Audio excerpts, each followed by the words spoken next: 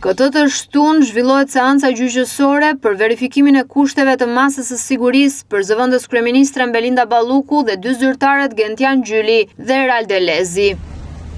Balluku do t'i komunikohet masa e sigurisë pezullim nga detyra dhe ndalimi i daljes jashtë vendit. Seanca u shty për 2 orë dhe rifilloi sërish pasi avokatët kërkuan kohë të njihen me dosjen.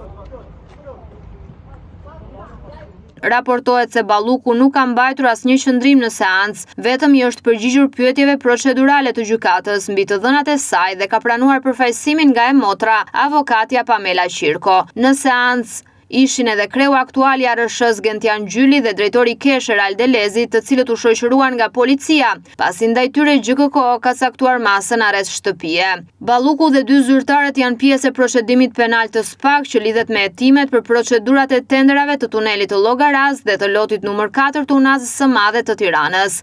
Sipas dyshimeve të prokurorisë, kontraktorët fitues ishin paracaktuar për të dyja tenderat. GKK vendosi masën e pezullimit nga detyra dhe ndalimin e daljes jashtë vendit. Për Ballukun, masën ndaj saj qeveria ka çuar në gjykatë kushtetuese kërkesë e cila është regjistruar nga gjykata dhe relatori i çështjes është vendosur Sander Beci.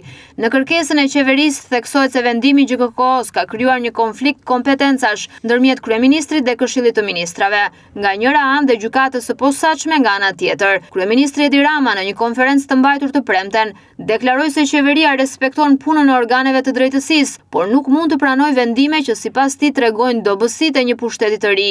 Ai e cilësoi rastin si unik në Europë, duke theksuar se nuk ka ndodhur kurrë që një gjykatë dhe një prokuror të pezullojë një antar qeverie.